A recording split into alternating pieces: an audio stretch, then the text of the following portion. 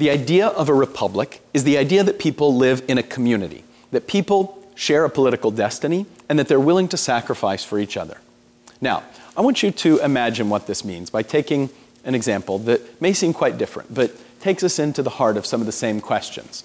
What does it mean to sacrifice for others? When, under what conditions, and why would you be willing to? Imagine that there's a bus careening down the road towards you, and there, standing beside you, is someone about to be hit by the bus. You have to decide whether you're going to save this person's life, but to do so, you'll lose your own. Would you do it if it was your own child? Everyone will say yes. Would you do it if it were your brother or sister? All of you would say yes. Would you do it if it was a first cousin? Now some of you are saying yes, and some of you are saying it depends on which cousin. Would you do it if it were a second cousin? Would you do it if it were a third cousin?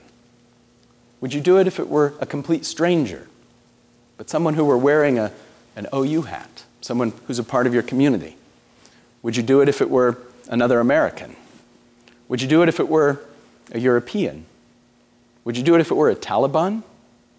What is it about us that makes us willing to sacrifice for others?